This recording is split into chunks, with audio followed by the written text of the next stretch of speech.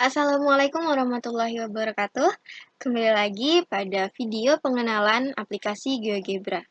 Di mana sebelumnya kita pada video part 2 sudah membahas fitur dalam GeoGebra sampai menentukan luas suatu bangun datar. Nah, untuk video pengenalan part 3 ini, saya akan mengenalkan fitur selanjutnya yang dapat digunakan oleh pemula dalam pemahaman materi geometri, yaitu mengenai transformasi, di mana yang kalian tahu, transformasi sendiri terdapat beberapa macam, seperti refleksi, dilatasi, rotasi, translasi. Nah, untuk itu, biasanya kita membahas transformasi itu entah itu titik ataupun suatu garis atau bidang tertentu. Mungkin akan kita mulai dengan titik terlebih dahulu. Di sini saya menentukan titik awal yaitu titik A dengan koordinat 2,3. Nah, transformasi itu bisa kalian dapatkan di sebelah sini. Di sini ada refleksi, rotasi, translasi, dan juga dilatasi, di mana refleksi bisa melalui pada garis, pada titik, ataupun pada lingkaran. Nah, misal kita bahas satu persatu untuk refleksi objek pada garis. Namun sebelumnya karena kita di perintahnya adalah pilih objek yang akan dicerminkan, kemudian garis cerminnya. Saya di sini ingin membuat garis terlebih dahulu, yaitu dengan fitur ini saya membuat garis di sini dan nah, dengan persamaan garis X tambah Y sama dengan 3. Saya ingin mencerminkan titik A dengan garis ini. Saya klik titik A dan saya klik garisnya ini. Nah, didapatlah persamaan atau titik untuk bayangan A. Di sini ada aksen yaitu 0,1. Kita juga bisa mencerminkan titik A dengan sumbu X yang di sini dengan koordinat 2, negatif 3. A dengan sumbu Y kita cerminkan. Diklik ini dulu. Nah, ini merupakan bayangan dari titik A terhadap sumbu Y, yaitu negatif 2,3. Itu untuk bayangan terhadap garis. Bagaimana jika refleksi objek pada titik? Di sini perintahnya pilih objek yang akan dicerminkan, kemudian titik pusat. Berarti kita harus membuat satu titik lagi. Kita harus menentukan satu titik lagi yang akan kita gunakan untuk mencerminkan. Saya menggunakan titik 5,5 dan saya cerminkan titik A dengan titik B ini. Nah, diperoleh bayangan dari A aksen di sini adalah 8,7.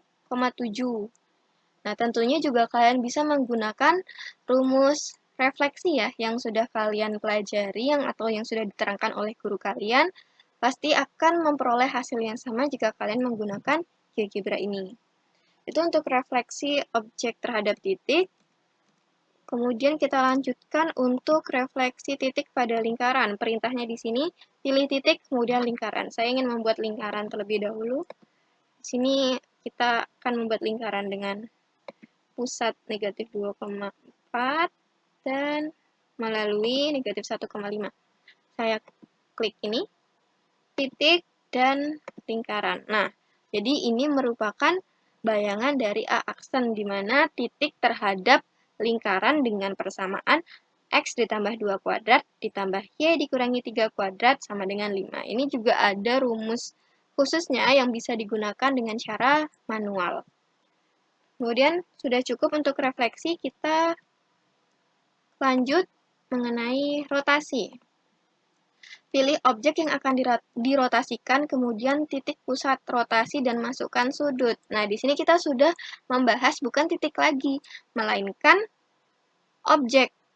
Objek di sini kita membuat objeknya adalah segitiga saja ya, yang mudah. Segitiga. Nah, kemudian pilih objek yang akan dirotasikan dengan titik pusat rotasi. Titik pusat rotasi semisal adalah di sini. kita klik ini, kemudian sudutnya kita mau berapa derajat dan apakah berlawanan atau searah. Misalnya saya 45 dan berlawanan ya. Maka akan diperoleh bentuk dari segitiganya adalah ini dengan sejauh 45 derajat berlawanan. Berarti dia ke kiri sejauh atau sebesar 45 derajat diperolehlah segitiga ini. Atau kita dengan 90 saja. 90, oke. Karena dia 90 derajat dan berlawanan, sehingga dia ke bawah seperti itu. Oke, sudah paham ya untuk rotasi objek mengitari titik sudut ini. Kemudian kita ini masih membahas tentang translasi. Translasi kita juga bisa memilih ini menggunakan vektor atau dilatasi juga menggunakan faktor yang kita tentukan berapa. Ini vektor termasuk jarak atau panjang yang ingin kita tentukan bayangannya. Semisal, tentukan bayangan dari segitiga BCD ini, kemudian perintahnya, kemudian vektornya. Vektor semisal kita ke kanan sejauh 2 satuan, seperti ini. Jadi ini merupakan hasil bayangan dari segitiga BCD yang kita lakukan translasi objek oleh vektor 2 satuan ini. Kalian bisa membesarkan ini. Nah, ini sejauh 1, 2, 3, 4, 5. Sejauh 5. Jadi, jika dengan vektor sejauh 5, dia akan berada di sini. Atau kita ke bawah juga bisa. Ke bawah, ke kiri, atau ke atas. Nah, ini juga bisa. Jadi, bisa kalian pindah-pindah. Kalian juga bisa memindahkan titik awal, yang ini titik ujung. Ini sesuka hati kalian dengan vektor yang sudah ditentukan berapakah panjangnya. Kemudian, selanjutnya adalah kita membahas mengenai dilatasi objek dari titik terhadap faktor. Sebelumnya akan saya hapus terlebih dahulu. Kemudian kita akan membahas tentang dilatasi objek dari titik dengan faktor. Yang bisa kalian pilih di bagian bawah sini. Dengan perintah pilih objek yang akan didilatasi, lalu titik pusat dan masukkan faktornya. Semisal saya ingin mendilatasi segitiga ini. Atau kita buat bangun baru saja. Kita buat lingkaran. Kita buat lingkaran dengan maksud dilatasi di sini adalah kan memperbesar. Jadi kita akan memperbesar atau memperkecil. Memperkecil yang berarti negatif. Memperbesar yang berarti positif. Nah, lingkaran awal di sini. Kemudian akan kita dilatasikan objek yang kita pilih ini, titik pusat di E, dan faktornya yaitu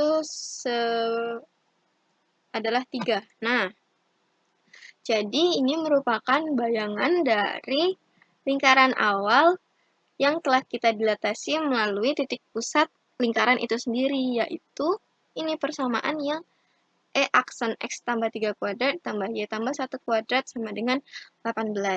Bagaimana dengan segitiga ini? Kita juga bisa klik segitiga, kemudian pilih, kita semisal ingin di tengah, tapi ini tidak bisa, klik saja sembarang tempat di sini, kemudian semisal juga 4. Nah, di sini jika kalian perhatikan, nah di sini dia, padahal kita ingin titiknya itu juga berada di titik tengah dari segitiga itu. Nah, kira-kira di sini. Jadi, jika kalian tidak bisa mengklik di bagian tengah, klik di bagian manapun, tinggal bisa kalian sesuaikan saja.